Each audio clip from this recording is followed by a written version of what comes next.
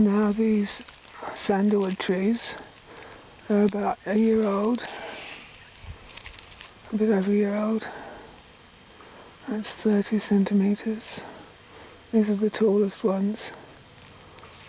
And there we are.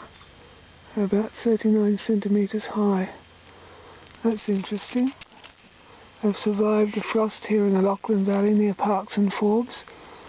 They've survived the frost, so that tells you something. They're under a canopy of privet here. They've survived. There's several of them, but these are the two tallest ones. And they're under a canopy. They went through the winter with freezing cold frosts, enough to freeze the bird bath. And they've survived. They're growing in a pot with a goji berry. This is a goji berry. And the privet beside the pot has probably put its roots up into the pot, as it's wont to do. So they are sort of, what's it called, hemiparasitic or something. They need a sort of another plant to suck their, to be symbiotic with, or to suck the sap out of, or whatever. So they could be taking nourishment from the goji berry or the privet, or both. But anyway, they're a good height now, 39 centimetres, and they survive the coldest time of year. So they're frost hardy, at least under the shade of this privet.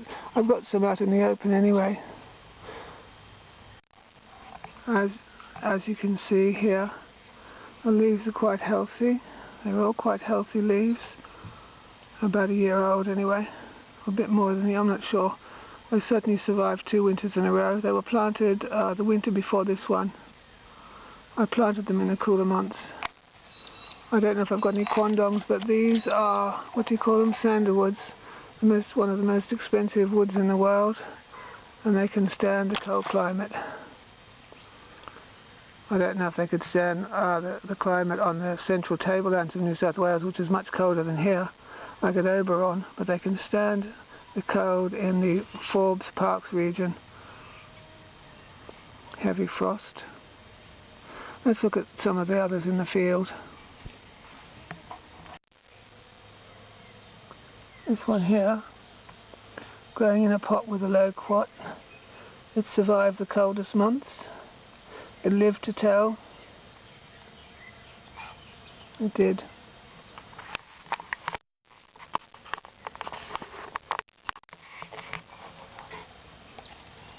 Shows yourself up close. It's okay. It's healthy enough. There's another in a pot. It's a little bit worse for wear, but it survived the winter. It survived the coldest months. It's growing in the shade of privet too, but it survived, and it's starting to put on, just starting to put on buds for this season. I could pot it out somewhere. It's doing all right. It survived. It survived the cold. This little sandalwood was nibbled back from by a wallaby. You see that the sandalwood nuts where they split open. But this one was eaten by a wallaby. But it's just starting to put new growth back on, so it's still alive. So that's good. It's out in the frost, where the frost could hit it directly, and it survived the frost here in the Lachlan Valley. So sandalwoods can cope with quite some degrees of frost. That's good to know. And here's another sandalwood right out in the open, with nothing to protect it from the frost falling on it, and it survived okay. Some of them get a bit burnt. This one isn't burnt. Some of the ones in pots can be burnt by frost. This has survived. How high is it? What, about 6 inches or something? More than 6 inches, I think. There's my hand. That's how big it is, and it survived the frost. Where's another? I think they've been eaten by the wallaby. Look, that wallaby, that dreadful wallaby. Look, there's another one. It's still alive. It survived the frost. The wallaby has recently nibbled it down to there, but it will come back this summer or this spring with rain now. The worst of the frost is over. So, for those interested in growing sandalwood in a frosty climate, They can survive the frost, but they seem to do better with a bit of summer water, I've noticed. They'll grow better if you give them some water in summer. Well, at least in this junior stage. And they have edible nuts. And the wood can be used to make perfume.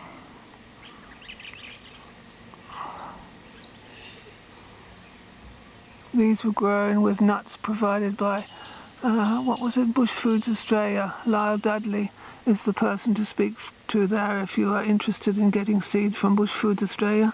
Lyle Dudley, he was a very obliging chap. He'll also provide you with quandong seeds if you want.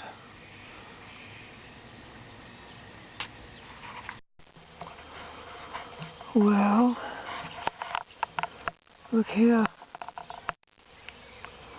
There's another one on the same location, but I didn't notice it. All growing under a, how high is it? It's 23 centimeters high. That's pretty good. All growing around an acacia tree nearby. All this area is full of acacia roots. That's a native wattle. The wallaby has spared that one. I might put a concrete brick around it. It might be a good idea. So that's what was it, 23 centimeters. And if I put a concrete brick like I put around that gumby, this is a gumby, I've put it around so the wallaby wouldn't nibble it. So if I put some protection from wallabies, those quandongs will have a better chance.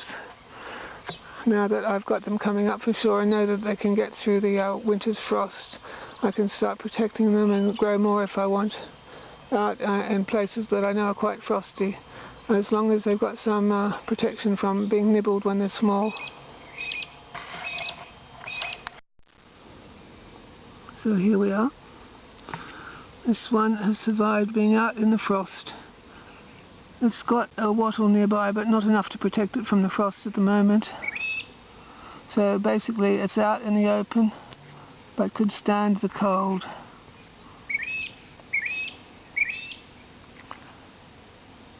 About 23 centimeters altogether. So if you want to grow sandalwood, Australian native sandalwood, you can, if you keep all these things in mind.